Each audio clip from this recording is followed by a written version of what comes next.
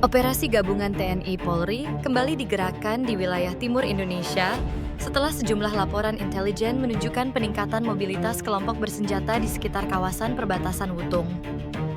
Daerah ini dikenal sebagai salah satu titik paling sensitif karena letaknya yang berada di jalur masuk keluar menuju Papua Nugini, serta kondisi medannya yang ekstrim dan jarang dijangkau aparat keamanan.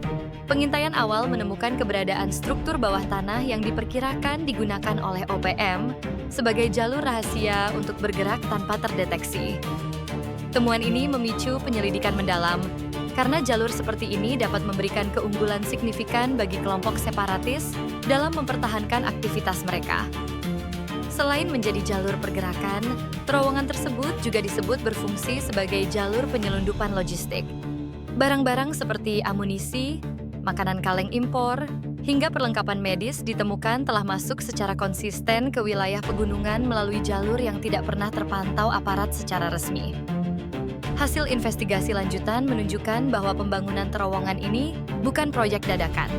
Pengerjaannya berlangsung bertahun-tahun dan melibatkan banyak pihak, mulai dari penduduk lokal yang diberi imbalan, hingga teknisi dari luar daerah yang diduga memiliki keahlian khusus dalam konstruksi bawah tanah. Untuk menghindari kebocoran informasi operasi, perencanaan dilakukan dengan tingkat kerahasiaan tinggi. Semua unit yang terlibat dibagi dalam kelompok kecil dengan tugas berbeda. Sementara strategi penyergapan disusun berdasarkan analisis rute pelarian musuh. Pada dini hari, ketika kabut masih tebal dan jarak pandang terbatas, pasukan elit bergerak dalam formasi infiltrasi. Mereka menyusuri lembah sunyi dengan langkah senyap, mengandalkan insting lapangan serta pemetaan intelijen yang sudah dilakukan beberapa hari sebelumnya. Dari kejauhan, helikopter Bell 412 menjaga posisi di atas titik aman, menyediakan pengamatan udara dan siap memberikan dukungan bila pasukan darat menghadapi situasi tidak terduga. Rotasi baling-balingnya nyaris tidak terdengar karena terbang pada ketinggian tertentu untuk menjaga elemen kejutan. Di sisi lain, drone pengintai dengan jangkauan tinggi terus memantau titik-titik mencurigakan. Alat ini memetakan pergerakan kecil di dalam hutan, menentukan arah angin, serta mendeteksi tanda-tanda keberadaan musuh seperti pantulan metalik atau aktivitas panas tubuh. Pola komunikasi antara unit dilakukan dengan sandi radio pendek yang telah dimodifikasi untuk mengurangi risiko penyadapan. Setiap perintah harus singkat, jelas, dan tidak mengandung informasi spesifik yang dapat mengungkap strategi jika tertangkap pihak lawan. Tepat sekitar pukul 4:15 waktu setempat, ketegangan berubah menjadi bentrokan terbuka. Ledakan pertama terjadi setelah pasukan pengintai mendeteksi kilatan senjata otomatis dari arah tebing barat, memicu respons cepat dari unit yang telah bersiap dalam posisi bertahan. Situasi segera berkembang menjadi baku tembak intens dengan jarak pandang terbatas, akibat kabut dan asap awal pertempuran. Daun-daun kering berjatuhan akibat rentetan tembakan, sementara pepohonan tinggi menjadi pelindung bagi kedua pihak yang saling mencari titik lemah. Anggota OPM memanfaatkan celah-celah alami di medan seperti akar pohon raksasa dan batu-batu besar yang tersebar tak beraturan. Tetapi formasi serangan ganda dari dua arah pasukan TNI mulai membuat garis pertahanan mereka tercerai-berai secara bertahap.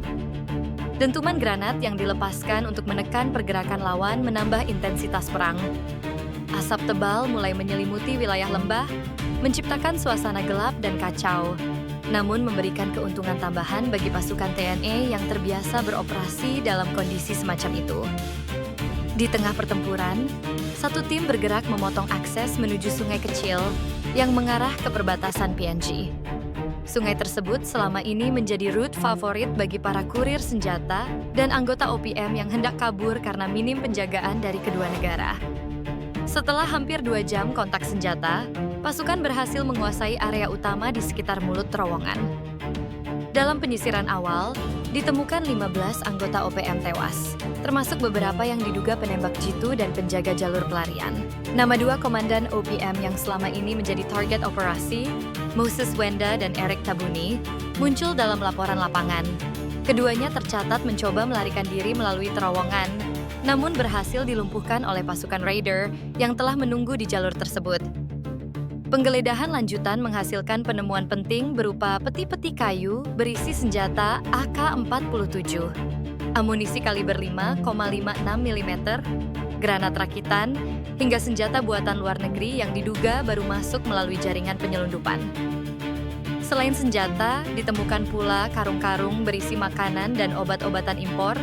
Beberapa di antaranya memiliki label bahasa Inggris, memperkuat dugaan bahwa ada pihak asing yang membantu menyediakan logistik bagi kelompok bersenjata tersebut.